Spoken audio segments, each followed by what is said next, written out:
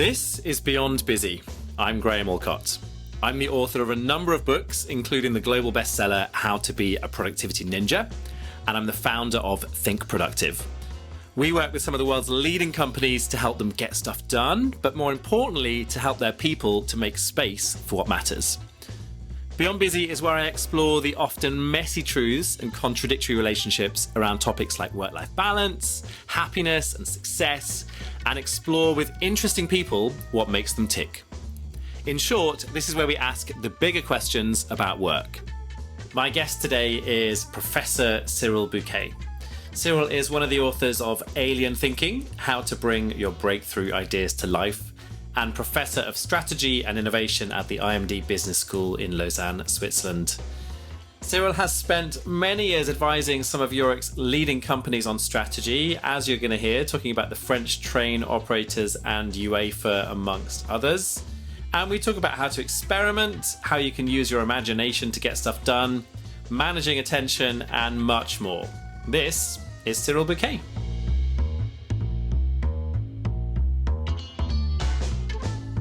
I'm with Cyril Bouquet. Good afternoon. Good afternoon, everyone. Let's just start with a bit about you. So your job title is Professor of Strategy and Innovation, which is just straight away sounds like a very grown-up job title, right? So at what age did you decide you wanted to become a Professor of Strategy and Innovation?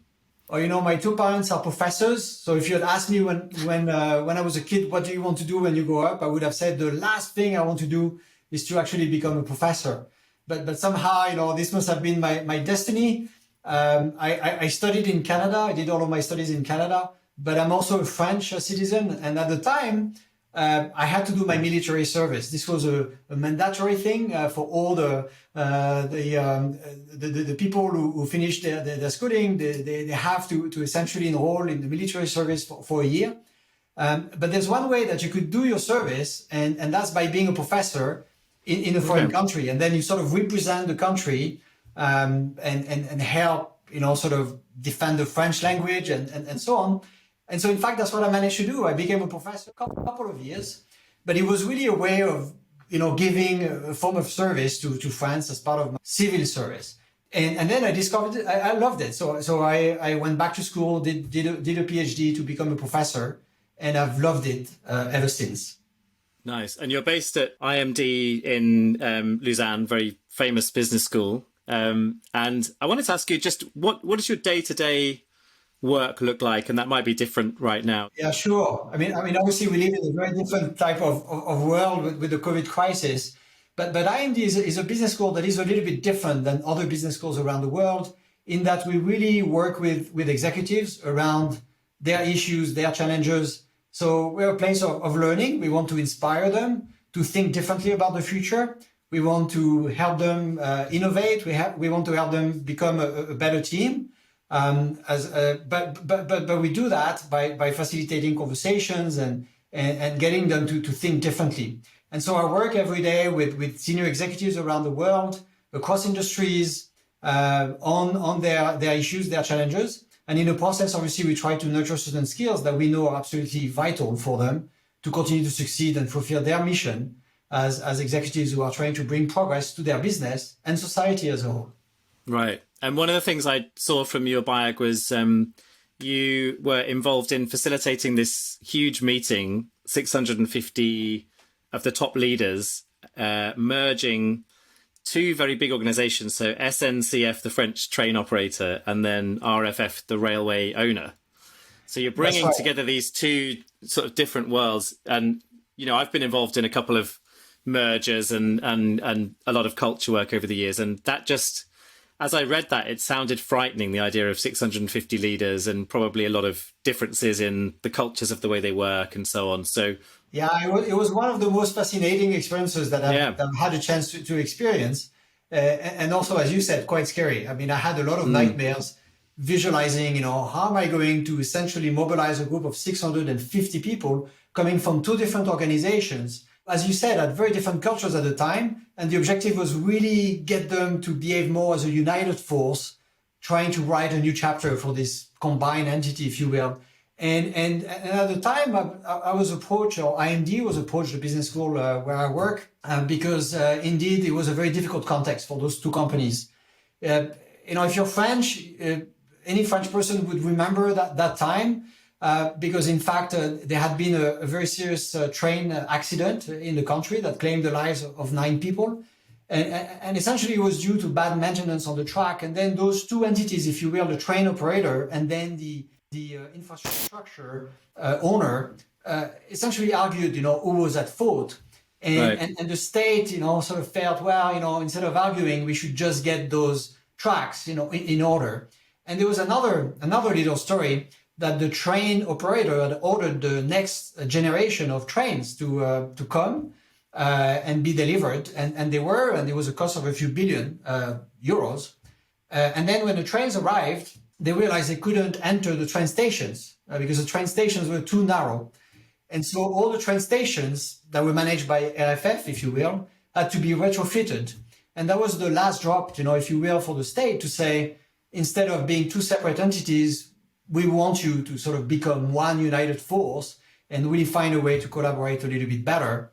And this, we put in place a 6-month journey, if you will, where they could sort of, develop a shared perspective as to what they wanted their company to become, but also more concretely advance a few critical chapters, like indeed, how do you fix the tracks, but don't stop the trains from operating at the same time. So that required a little bit of genius, if you will, to fix and continue to drive the trains at the same time.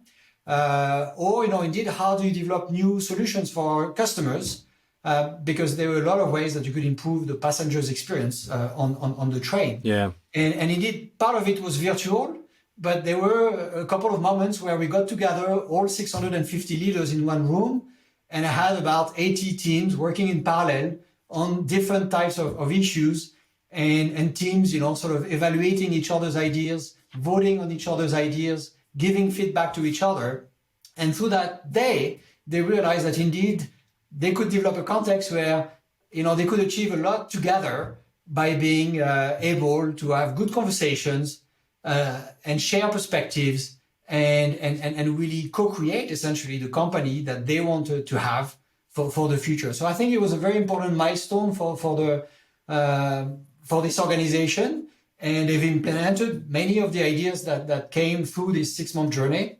And I keep a very, very fond memory of the time that we spent together. One question around that. So when you're leading change, it strikes me that change really hits home at the heart of how the brain works, right? So you've got the kind of amygdala part of the brain, the lizard brain part of the brain that's all about fear and fight or flight. And when you're leading change, there's a lot of fear. Mm-hmm. But then what you're outlining there is all of these very positive potential opportunities that will come through the merger going well. But yes, we don't necessarily see the logic of that when we're in that fear state. So what do you have to do as a facilitator that really helps people to get over the fear and see the more logical part of the brain, which doesn't tend to shout as loud, does it? Well, it's interesting. It's a great question that you ask. And I know a lot of facilitators that play the fear card, right? Oh, look, the industry is changing. And if we don't, do something significant, we might be in trouble. And right, so you just create a bigger fear, and then their fears of change are smaller. Yeah. And I've never enjoyed it. Yeah. And also as a participant, I've had the chance at IMD to have leaders who really played the excitement card, the energy card, right? That the future is full of hopes, is full of possibilities. And somehow, we hold the keys in our hands. And so I think what we try to do in particular for this organization, but other organizations that I've worked with, is, at the very beginning of the journey, I basically ask people about their hopes for the future, but also their fears. And, I collected, and you can imagine it was thousands and thousands of pages of text, right? It was like asking them to write an essay about their hopes and their fears for the future. And then essentially we treated that as a kind of research project. Today, there's great tools that exist, where you can use AI algorithms to try to process that in very sophisticated ways. But, we basically try to identify the themes. What is it that people are talking about when they think about the future? Both what excites them, but what also makes them nervous. And then essentially we wrote a script that was the synthesis of their hopes and their fears. And we created a video that we projected to them at the beginning of that day when we had for the first time the 650 leaders in the room together. And that's how I started the meeting, by playing the video. That was a very inspirational moment around their hopes and their fears for the future. And the video ended up with a simple question: what are you going to do? Right? Because the hopes are there, and they are wonderful opportunities to build a company of your dreams, and we are the keys. And for me to be able to work with a group of executives and ask ourselves, how can we build a company of our dreams, is a fantastic motivation. And indeed, we know that there's a place where we don't want to get, and those are the fears. But to me, the fears have never been giving me or the people I work with the energy to really accomplish extraordinary things. But the hopes and the ambition we have about what is possible to accomplish can get people to do wonderful things. Yeah, and so I guess it's about being excited about the future, but it's also, what's beautiful about that, it's also about being heard, right? So it's like, here are the fears, and we're going to show you what you said, and really just take on board the idea that we listen to you and that we hear you, which I guess is just really like reassuring in that moment, right? It's like, yeah, they get it. We can trust them, and it kind of builds from there, right? And then you did this project with UEFA. So I'm a big football fan. So I'm just curious. I'm curious what you're going to change for the Euros in 2024. So you did this innovation project with UEFA. Tell us about that. Yeah. So I mean, every year I've been teaching innovation, in particular in my MBA class, and every year I try, to bring a real life, sort of challenge to the MBAs. And so for a couple of years we worked with teams around improving the quality of life for patients that go to the hospital. And it was an open innovation contest, and 2 years in a row we won that competition. So it was great. But then every couple of years you kind of want to change the topic. And then obviously in Lausanne, we're in a place where, we have a certain proximity to all the sports associations. We are home. Lausanne is the home of the Olympic Committee. But indeed, the UEFA is also in Nyon, very, very close to us. And so I have regular contacts with them. And I said, hey, what about involving all the MBAs, about 90 students, in combination with students coming from ECAL, the School of Arts and Design in Lausanne. And we're going to get them to think about Euro 2024, like how can we make the experience a little bit better for fans over there. And that's what we did. And so for just a week, we treated that as a boot camp. I was teaching students innovation, but at the same time, we're trying to apply the insights to some real challenges. And the teams developed some fantastic concepts, right? I mean, from indeed visualizing, how can we help parents feel safer in the stadium when their kids, start to run around and we're afraid of losing them, right, in the crowd. And so how can we use geolocalization to always know where your kids are? It's relatively simple to implement, but somehow nobody ever thought that, this should be done in stadium. Hey, I'd like to go to the toilets, right? But I'm afraid of missing part of the action. And in fact, I'm not even sure where to go because there might be a big lineup. And through the app, is there a way that I can sort of visualize the different toilets and how long is the wait at each one and what is the shortest path, right, to get to the toilet and not miss, right, too much of the action, during that moment. And so there were a lot of, sort of interesting ideas also around changing the narrative. How do we make sure that we include the local communities, in fact, in all the excitement that takes place, when you organize the Euro in a particular city or in a particular country, the soccer fans like you and I, Graham, are happy, but there's all kinds of other people who might think this is disturbing, this is bringing all kinds of unwanted visitors, right, to the city. How can you make sure that this is a moment that creates opportunities for people to share, beautiful moments together? And a number of teams try to think, how can we involve the local communities in different ways? So we'll see, what is actually implemented in the next Euro 2024. I mean, obviously the COVID situation brought a little bit of excitement when it comes to innovation, because it's also a great opportunity now for UEFA to think about, how can we engage the fans differently at home, not just in the stadium. And so that's very much part of the conversation going forward. And in fact, this experience was so successful that in September of this year, we are actually opening up. So we are running this bootcamp again, but this time it's not going to be with the MBA students. It's going to be with whoever wants to come and develop those ideas with us. And we'll do that with UEFA and also the Olympic Committee, right? And it will be around the future of sports and women's football in particular. How can we come up with innovations that will benefit the development of women's football, whether it is for UEFA or for the Olympic competitions? So again, stay tuned. Check the IMD website if you'd like to know more about this. But this will be organized in September 2021, or November 2021. Sorry. Sounds amazing. Honestly, the amount of times I go to Aston Villa games and I'm in the away end and there's just no toilets, right? Like for the whole of halftime, I think they treat the away fans even worse. So if that could, make its way down to league games, that would be amazing. Let's talk about your book. Oh, you have a copy? Fantastic. I have a copy.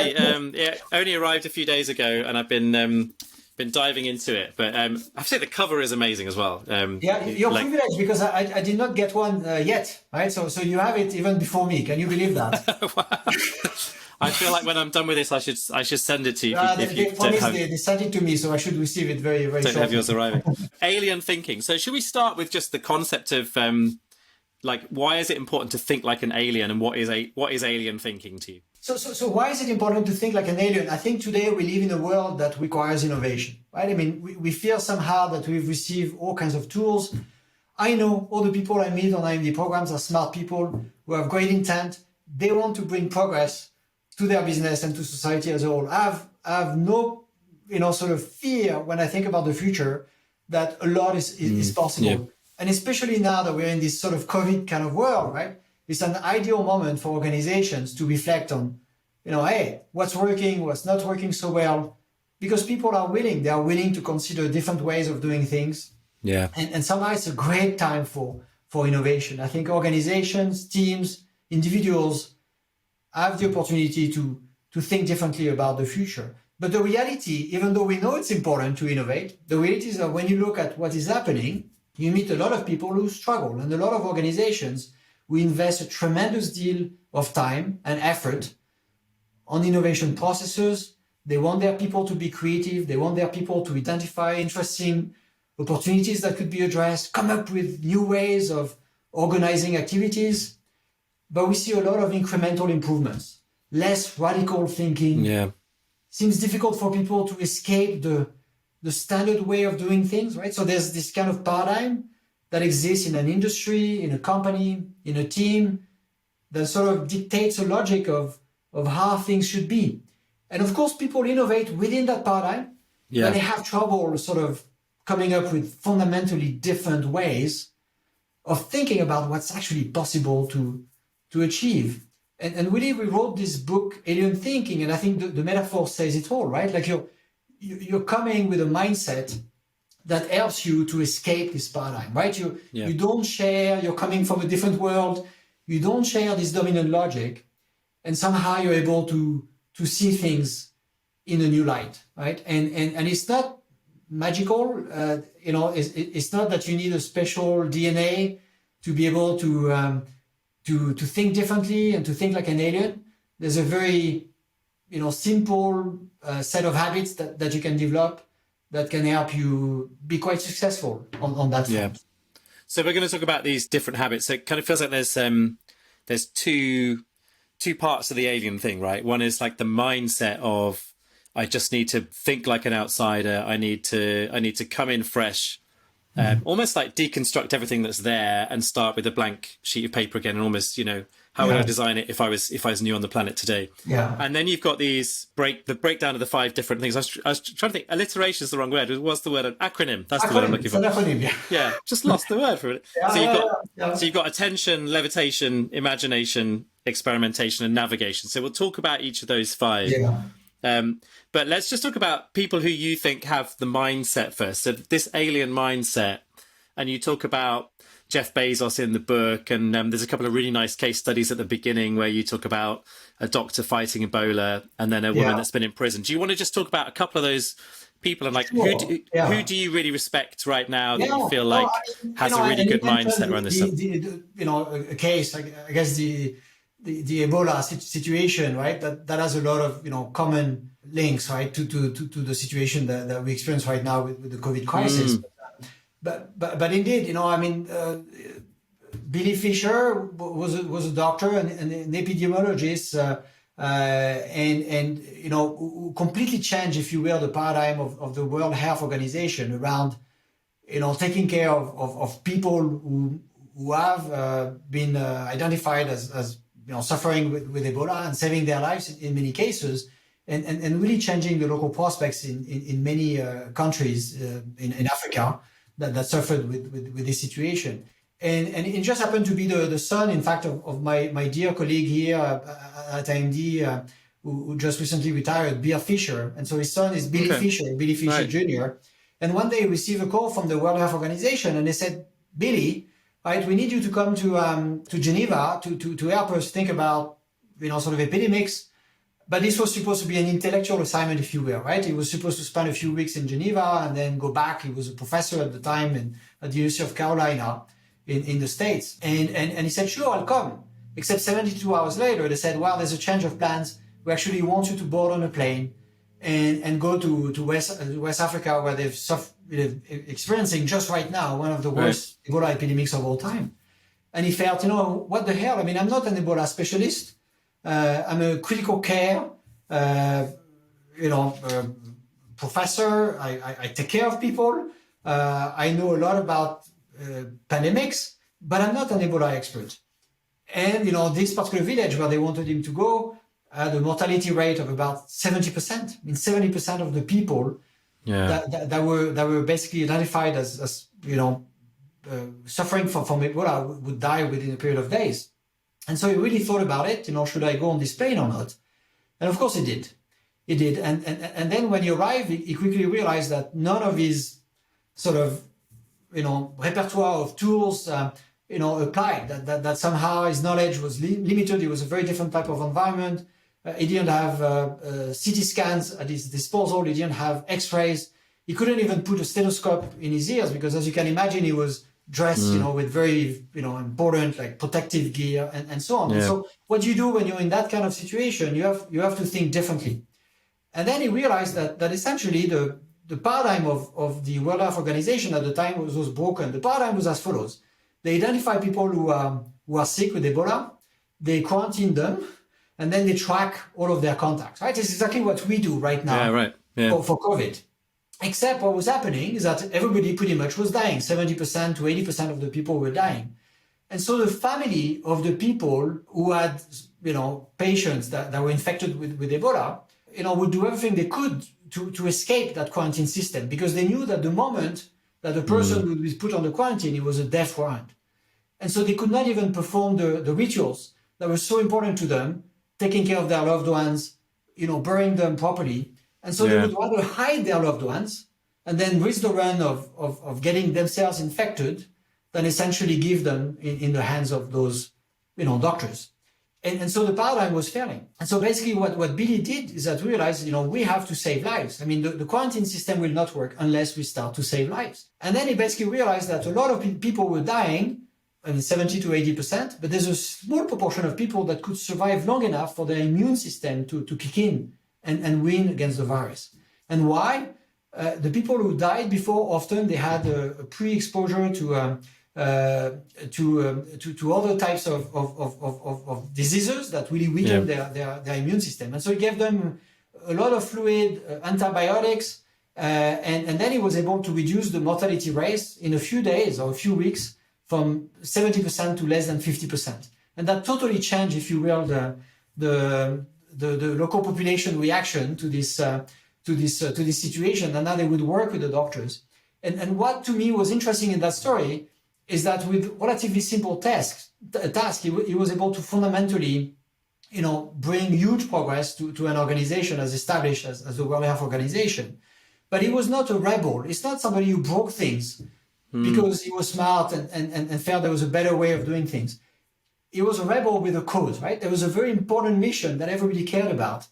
And then somehow he was able to mobilize people, behind that mission, and realize that if we want to be true to ourselves, if we want to accomplish this mission, maybe there's a slightly different way of doing things. And, somehow he was able to trigger change and mobilize people behind his vision. And that's a very interesting view of alien thinkers. If you will, they think differently, but they also do it by not breaking things for the sake of breaking things. They are not loose cannons. They are not rebels. They are not misfits. They are creative thinkers who want to bring progress and who carry people alongside, with them on their journey of change. Yeah, one of the things I was really struck by in the book with that story as well was you described like the operating conditions of the surgery he was doing, and it was like the machines needed software updates, and they had to trick the software because they didn't have internet and they weren't able to do it. So they have to keep moving the date back so that it didn't get to the place where the machine shut down because they hadn't been updated. And then there was things like they didn't have the dehumidifying equipment, so they used bags of rice, and they're using like fridges to lower the temperature of certain tools and stuff. So do you think there's something there in that, like the fact that he had so many of his normal, operating, procedures disrupted, like everything else was kind of either falling apart or different or in a difficult state. Do you think that put his brain into more of a state where he could deconstruct the things that really mattered there? And is there some value to take from that in terms of just regular teams? It's interesting that indeed, when everything is working smoothly, right, there's very little incentive for people to be creative and to think about what else could be, right? But when everything is disrupted, and when you don't have the luxury of relying on those procedures and on this equipment that is working very well and so on, then you have no choice, right? I mean, you have to find a way. And it's interesting to realize that many of the interesting innovations that have come, right, even in the field of management, and are often coming from people who have very little. There's a whole field of research on frugal innovation. And again, how you look at entrepreneurs in Africa and Asia who have very little means at their disposal, but somehow they find new and interesting ways to use what they have. Yeah. And that's really creativity, right? And imagination. In fact, when we talk about imagination, we talk about imagination as not something that is a eureka moment that people have about what could be that doesn't exist today. But it's really looking at the present and looking at various means that could be at your disposal. And often they are dispersed, right? I mean, you notice something in one part of the organization and something else in another part, and then you put those together, and maybe you combine those two things with an interesting practice coming from a different industry, and then you have a really cool innovation. And innovators, really think like that. And creative people think about what can they combine in new and interesting ways. And when you don't have a lot, you look for those combinations. You look at the few things you have, and then you ask yourself, what can I do with that? So, in the examples that you mentioned, right, it would be easy to say, I need a new machine. I need, those machines need to be updated. When in fact, you probably have the tools to resolve that situation in a creative way. Yeah. But the only reason you would think like that is because there's no other option, right? That's the thing. To survive. So innovation often isn't coming up with a brand new idea. It's putting two other ideas together, and then you come up with, the combination of that bemes exciting and innovators something that you can with pride. Steer with pride. And innovators steer with pride. We often think that there is, virtue, but nobody lives in the future. I don't know anybody who lives in the future. I don't know anybody who has this talent of imagining something from a blank page, right? Yeah. In fact, neuroscience, tells us, the research is pretty clear about that everything that we imagine about the future is simply a recombination of experiences that we've noticed, that we've appreciated in the past, and how we combine our memories and our observations, really is going to impact the way we think about the future. And so innovators steer with pride. They live in the present. they see interesting ideas, interesting concepts, interesting practices, and then they find ways to combine them in new and interesting ways. And that's the pride part, right? Yeah. I think it was Pablo Picasso, right, who had said, good artists copy, great artists steal. And so innovation is never about copying, it's about adding, right, to something that already exists. And the way you add is often by putting things together in ways that nobody had ever envisioned. So let's talk about the acronym Alien and the framework around that. So it starts with attention. One of the things that was interesting to me about that is that, so my book, Productivity Ninja, one of the things I say at the beginning of that book is let's stop thinking about time management and let's start thinking about attention management. And the big part of that is when you start using your attention really wisely and focus on the best attention that you have in the day to really focus down on the biggest challenges that you have in the day. That's when you start to see really great results in terms of productivity. And basically, that's a lot of what you're saying in that chapter of the book. So do you want to talk a bit more about what attention means to you and what attention management means in that kind of innovative sense? Again, attention, we have to make choices as to, what are we going to focus on, right? I mean, so when we are trying to identify problems that could be solved, we're trying to think about solutions that make sense, we have to somehow pay attention because there's so much information out there that somehow we have to make a choice as to what do we want to focus on, right? And indeed, if we want to think differently about the future, we have to be careful because that choice could be quite narrow if we're not careful, right? I mean, we could just basically focus on what is comfortable to us because we are primed, right? We've experienced things in the past that sort of color, what we believe is important. So our, past experiences, our belief systems just tell us what to look for, right? When we go on a new path of sort of creativity, if you will. And so the first step for the alien thinker is to say, am I paying attention to the right things? And and is my attention span wide enough, if you will? And so imagine, right? I mean, you're the alien, you're coming from out of space. Maybe what you would see when you look at the Earth is that, hey, the Earth is inhabited by, interesting species. They are called cows. And in fact, the cows are driven by slaves, that sort of take them around wherever they need to go. And at some point, the cows are tired. So they basically ask their slaves to park them essentially, and then they get some rest among civilized species. They send their slaves to this place where they sort of scream, and it's called a stadium, I think, right? And then at some point, when the cows have had enough rest, they bring back the slaves that can take them to their next destination. And obviously that version of reality doesn't fit what we believe is true, but maybe that's what an alien, right, would see. Yeah. And that's a good metaphor, right? That reality is always constructed, and there's many different, sort of versions of reality that potentially exist. And so when you pay attention to the world because you're trying to identify interesting problems that need to be solved, or you're trying to come up with ways to deal with those issues and interesting solutions, then are you paying attention to the things that truly matters? And so in the book, we describe various strategies to make sure that you do that and that you enrich the quality of your attention, if you will. And so sometimes you have to zoom in, you have to really pay attention to certain categories of issues and people to really understand the world from their perspective. Sometimes you have to zoom out, right? You have to look at the forest and not just the trees. But sometimes you really have to refocus, right? The system of actors that you've decided to focus on is not necessarily the right one. And I'll give you an example.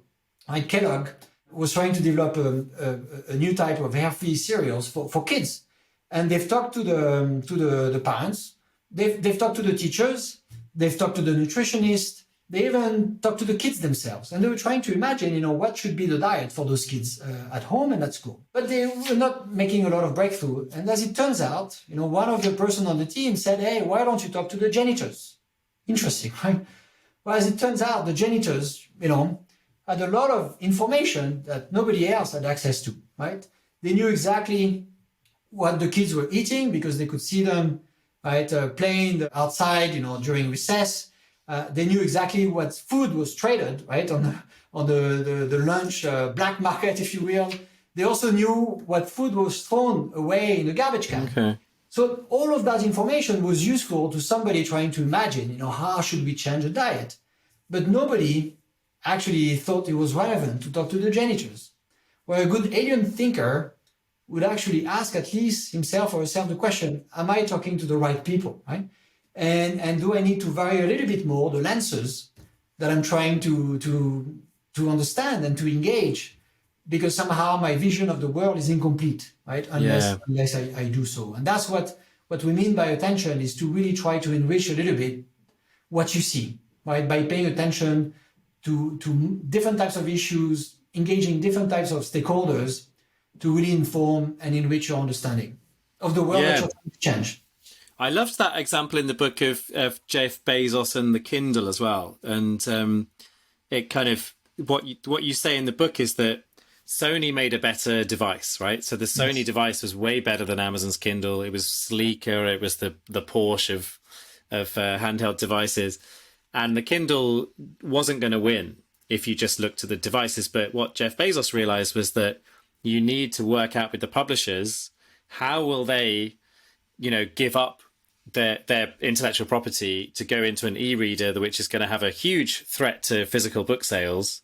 And the only way to do that is for them to still make money, right? So he realized that this download only model wasn't going to work, and that he needed to subsidize the publishers and pay them more royalty from the money that he was getting from the devices. And so I just thought that was a really beautiful way of just zooming in and zooming out to different parts of the problem, rather than just going, hey, how do we make the best device that everyone can hold in their hand? Because that wasn't the problem they needed to solve. That's right. And I think the line in the book is that indeed Sony designed a beautiful device and Amazon designed an elegant solution, right? And that's indeed zooming in, zooming out between different types of stakeholders to realize that you have many customers and indeed the user demand a certain type of experience, but you cannot have a winning solution unless you get the publishers on board, and for them, right, the challenge is, how can I maintain the profitability of my distribution model? How can I protect my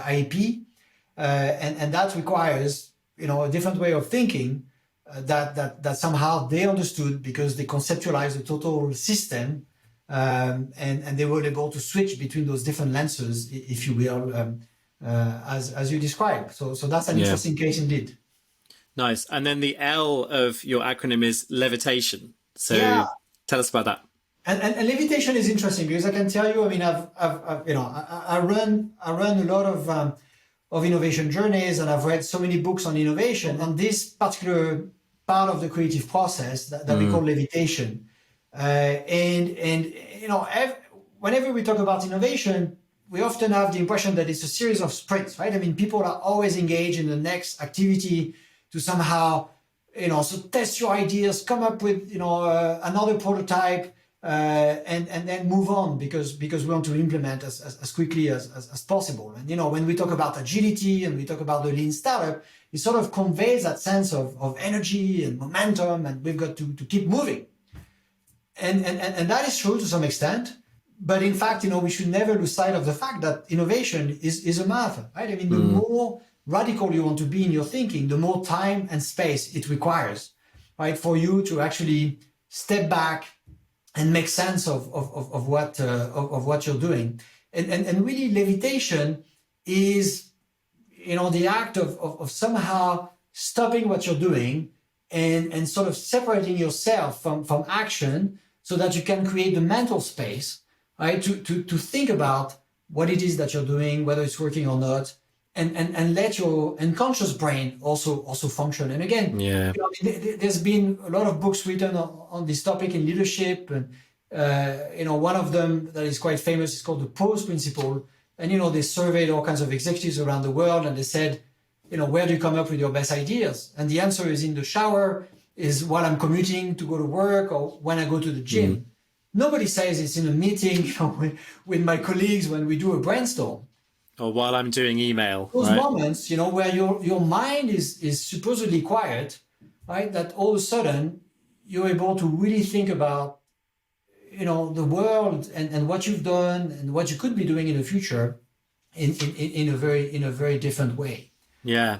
And you gave this little example in the book, which I really liked, because I think I struggle with this myself. And, the whole sort of notion of this podcast is, it is about how do we get beyond the notion of busy. And, everything I'm teaching people is about how to make space for really quality thinking.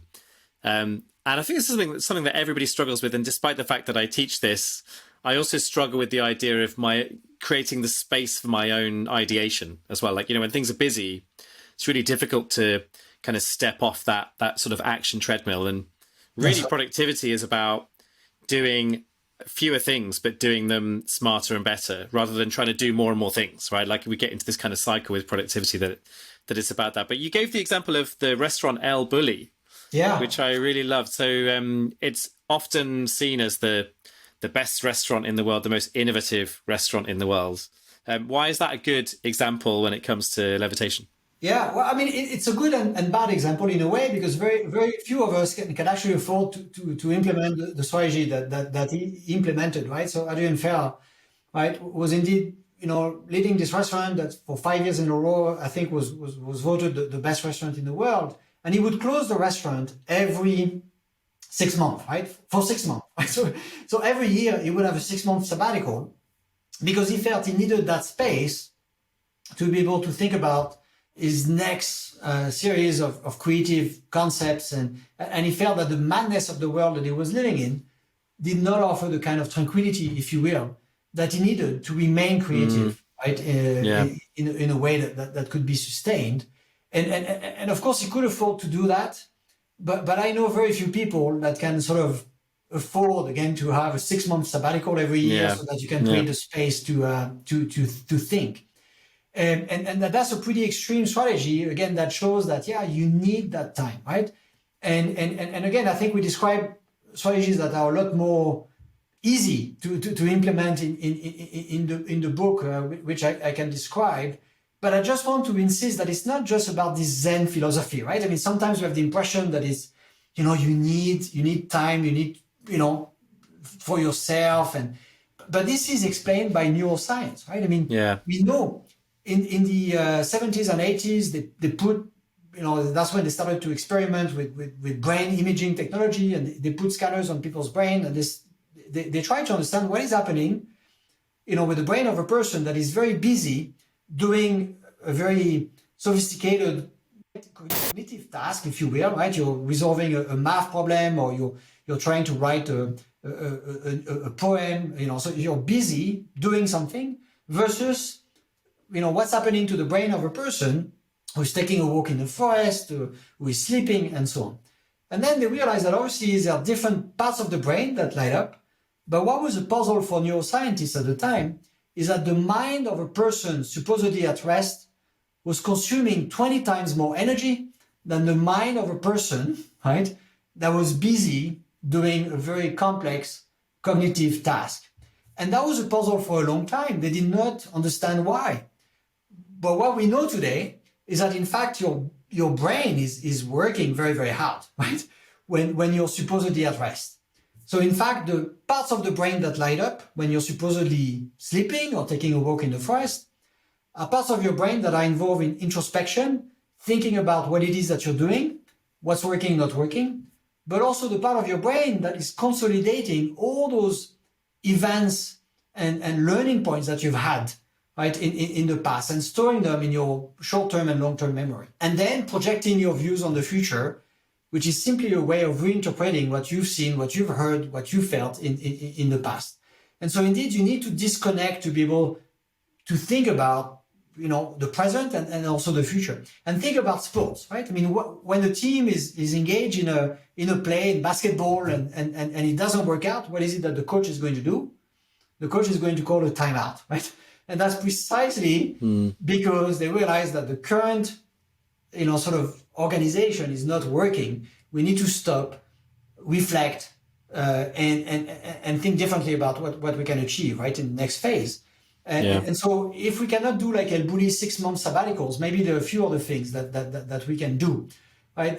Daniel Pink in his book Drive, right, is building on the view that in fact when you look at all the elite sports players and the chess players that have succeeded, right? I mean, they celebrate breaks, right? I mean, they never work for extended periods of time. They work for maybe 90 minutes and then they take a break. And so we need to treat breaks breaks with greater respect, if you will. And so that might mean, take a walk, right, every day without your cell phones, so that you can actually think for yourself as to what is happening. It might be sometimes like stare through the window. If you're getting stuck, stare through the window, and it's okay to spend 10, 15 minutes looking outside. In fact, you're not trying to see the scenery. You're just creating the space in your own mind, right? To start things anew. And so there's a lot of things that sometimes it might require to take a real time off, right? Take a complete break where you disconnect from all those sources of stress and anxiety, and you give yourself a chance to reboot. The other one for me is like with that, if you're struggling to solve something at 4:00 in the afternoon, is just say, right, let's just sleep on it. Rather than trying to thrash through and push through and trying to find the solution. It's much better to just leave everybody in that uncertainty overnight and just, allow our brains as we're sleeping, as we're winding down, as we're winding up, to just be thinking about that problem just in different modes, right? And that's something that we can all do every day. You don't need to be El Bully and closing for 6 months, but those lessons are learned in extremes. I think sometimes when we have these extreme examples like El Bully, it kind of shows us how we can just do 5% of that, 2% of that, 0.5% of that, but it will have the same kind of effect, That's right. And the problem is that often, again, people are impatient, right? Around us. They think that if we are, sort of taking a time off, basically we're slacking off. Yeah. Right? Where in fact we're investing time in real thinking, right? And reflection. And that might make what we do next a lot more effective. Yeah. But often people are very impatient around us. And then ourselves, we feel like, I better do something, right? Because we don't necessarily see the immediate value of that time that we invest in reflection. But I think we're in control of our agendas, and we have to understand and then create, right, the possibilities to do this. And that space, I think, particularly when people are working from home, it's all the more important to have the boundaries and the sort of discipline or the permission internally to make that happen and to sort of create that space. Let's talk about imagination. I want to get through and talk about the other three, and we don't have that long. So let's talk about imagination, because the thing about this, so coming back to what you talked about before about combining different ideas. Yeah. Often what we're talking about here is how do you spot those patterns and put things together? Yeah. Is there anything that you teach, or is there anything that you use yourself that can really help people to spot those patterns and just see the world differently to how they see it now? And my advice would be play, right? Like kids have wonderful imaginations because they don't expect to have all the answers at the start, right? Yeah. And so in fact, a very simple exercise I often do with the executives I work with is I give them 6 pieces of Lego and I say you have 30 seconds to create a duck. And obviously, when they come up with all their ducks, they're all different, right? And why? So I said, look, you're very creative. You imagine I have 30, 40 people in a group, and they all come up with different ducks, even though they had the same pieces as ingredients, if you will, in this creation process. And so they could have great imagination, if you will. And so it shows them that an imaginative duck is simply a different combination of ingredients that everybody had, right? Everybody had the same bricks, but nobody put them like this in this particular way. But then, because I also said you have only 30 seconds, the beauty of it is that they cannot think, right? They just have to do, right? And often, you don't know, right, what the future looks like. But often we have a tendency in organizations to believe we should know. And so we spend a lot of time thinking and intellectualizing the future rather than getting on with it, right? And so often the great innovators are doing stuff and they're like, why are you doing this? And they're not quite sure, but they're just doing it. And they want to see what happens, right? And so they have very interesting intuitions maybe about the future, but they just want to probe and explore. And so to have this playful attitude, I don't know exactly what to expect. I run this test, but I don't have a clear hypothesis. I just want to see what happens. Maybe is a way to do it, right? And Alexander Fleming, just recently, right? We wrote a little article on Alexander Fleming, who discovered penicillin, and there was this interesting anecdote where indeed his boss, was not really understanding what the hell he was doing. And he had this interesting answer. He said, I play with microbes, right? and he wasn't sure what he was doing, but I think serendipity always plays a part in any major breakthrough. And you've got to give yourself a chance to explore the future, even if you're not quite sure what it is that you're doing. Some great learning could emerge. And so play. That would be my... That would be one advice I have, if we want to be imaginative, right? The imagination appears after the fact.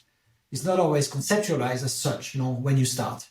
Let's talk about experimentation, and then we'll finish with navigation. Yeah. So you talk about some of the pitfalls of experimentation. I love this line where you say the job of experimentation is to improve the idea, not just to prove the idea.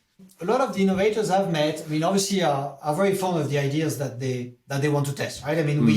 We worked hard to identify, interesting issues that we want to tackle. We come up with solutions, and then we need to make sure that our reasoning is correct, right? So you need to make sure that the solution works, that it's feasible, that indeed it offers a good solution to the problems that you want to solve in the first place.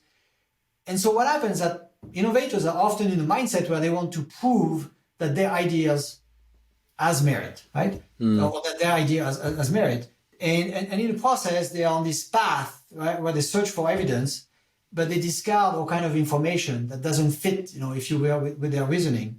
And one executive that I met, once told me something that I believe is so true. He said, if you torture the data long enough, it will confess, right? And I think it's a beautiful sentence because it shows, where you ask innovators to build a case, right? They have to have a good pitch, right? To mobilize support. And so that means you need evidence to show that your idea is correct. And so you're not on a journey of learning. You're on a journey of, let me find some proof, to demonstrate that what I'm talking about is true. And often it leads you to a path that is not very effective, right? And so we should be testing with an open mind to improve and not to prove. And so the teams I work with, have an obligation, if you will, to always have multiple projects in their portfolio. You test many different ideas so that you're more open to the feedback that you receive, right? You're not attached to one particular project in particular because you have enough, right, concepts in your back pocket, right, that you can actually let the data speak and then follow a path that is less biased, right, in nature. But it's not always easy to do, right? We fall in love with our ideas and then we want to prove that we're correct. And we have to avoid that trap, if you will. Let's talk about navigation. So you said earlier that the people who are good alien thinkers, they're rebels with a cause. They're not these rebels without a cause. And you talk about the idea, you sort of debunk the whole thing of here's to the crazy ones, the kind of Steve Jobs, Apple idea that, the misfits and the rebels are the ones that make everything happen. And I love this idea that not only do you have to see the world in a different way, but you've got to be diplomatic too, right? Yes. You've got everybody who has these vested interests. You've got all these things that are going to stand in the way of your idea. Of course, I love Steve Jobs telling us, like the crazy ones are the ones who bring progress to this world. But that's a very romantic view of how change happens in organizations, right? Sometimes, you come up with a very creative concept and people recognize it and they see that you've advanced the conversation and that somehow you create value. But that's not the majority of the cases. Often you do something different and you're met with a lot of skepticism, if not opposition, right? From people who feel threatened by what you're doing, because at the beginning, what you're doing is not clear. Nobody knows if it really advance, right, the world or actually make it worse. And so it's interesting, like, to think about the crazy ones. Often they are labeled as the misfits or the loose cannons or the rebels, and not those catalysts for change that Steve Jobs is talking about, right? And most organizations, in fact, have this corporate immune system. When a new idea comes up, it might be treated as a virus, right? It might be an interesting idea for the future, but we're not quite sure, so we're going to kill it just in case. And there's an interesting example, right, that I often use to convey that frame of mind that exists in organizations. Steve Sasson, right, was the inventor of the first digital camera, and it's just interesting that he worked for Kodak at the time. And Kodak, as you know, was killed by digital photography, but the inventor of that technology came from within the world of Kodak. Except that when he presented the first digital camera to the top management team of Kodak, he said, ladies and gentlemen, this is filmless photography.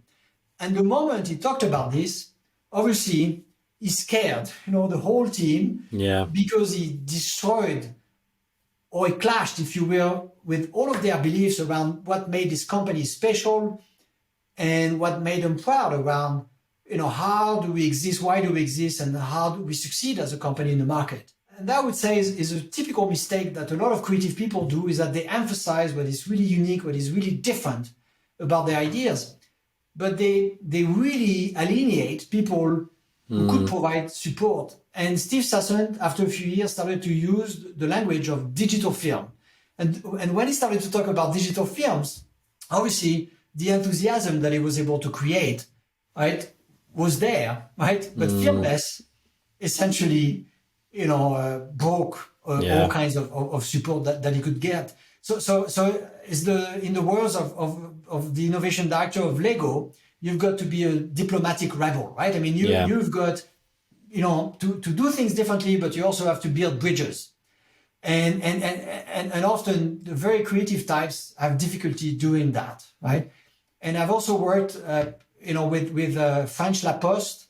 And as you know, the Post office in France, like in many other countries around the world, is facing a lot of disruption. And they've managed to reinvent themselves over the years. But the CEO was telling me, Jean-Paul Bailly at the time, you've got to change so that you can stay yourself.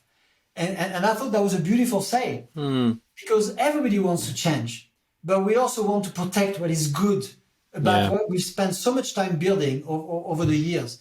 So we want to change so that we can continue to be good. And when we come up with innovations, it's not clear initially that what we're doing will bring progress. Yeah. And so we've got to emphasize what's unique about the ideas, but also link it to concepts that people can relate to and that bring them a certain degree of comfort. So we've got to be those diplomatic rebels that can indeed bring real change to the world that we live in. Nice. I wanted to leave everybody with one practical thing as well. So we're not going to have time for you to tell the Segway story. People are going to have to buy the book. But one thing that really caught my attention in the book was your view on procrastination. So this is interesting to me because obviously my work around productivity, I see my own role as being about reducing my own procrastination as much as possible. I have a very kind of human take on it, which is don't beat yourself up if you still procrastinate. Everybody will. But you actually talk about it as a force for good, right? So this is really good news to leave everybody with at the end. So tell us why procrastination isn't so bad after all. And I guess it has to be done intelligently, right? But also Adam Grant in his book Originals talk about the art of procrastination. And again, we have to stop thinking about only doing those things that bring immediate value, right? That we can measure and that we can observe. We are a sophisticated species, if you will. And that power comes from our ability to think and our ability to reflect. And we live in a world that creates very, very few opportunities to do that. And there's often an interesting video that I show in class that relates to a conversation that Bill Gates, was having with Warren Buffett. And Bill Gates was really surprised because he looked at Warren Buffett's agenda and he said that there were weeks where there was nothing on it. Yeah. And he said, yes, but Warren Buffett said, I'm very rich. I mean, I can buy pretty much anything I want. But the only thing I cannot buy is time. And so I've got to be careful with it, right? And I think, obviously, I'm not, and most of our listeners are not like Warren Buffett, right? I mean, we cannot buy anything that we want, but we are in control of our time. And we should protect the time that we have that is with ourselves, right? That is giving us an opportunity to really reflect on where we are, what it is that we are doing, where do we want to go into the future, and that if we manage to do that, a lot of good will come out of it because we'll escape, right, the tyranny of the next thing that needs to be done that essentially removes the space for creativity. That's probably the most perfect ending to a Beyond Busy episode ever. It's really on theme. So just want to say, Cyril, thank you so much for being on the podcast. The book is Alien Thinking. I hope people will go out and get it. And thank you so much for spending time with me today. And it was a pleasure. And really, I wish you all a lot of success in whichever walk of life that you're at. And I hope that you can be a little bit more alien. And then enjoy the rewards out of it and bring tremendous value to the world and to the people you love and try to help around you. This video is sponsored by Think Productive, home of the Productivity Ninja. We help people and organizations to increase their impact and make space for what matters through a range of workshops, programs, and coaching. Head to thinkproductive.com to find out more. Are you interested in booking me as a speaker for your event? You want to sign up for my Rev Up for the Week email? Do you want to buy some of my books? Or do you just want to find out what I'm doing right now? It's all at grahamallcott.com/links. And if you like this video, please like, subscribe, and share so we can make more. Thanks for watching.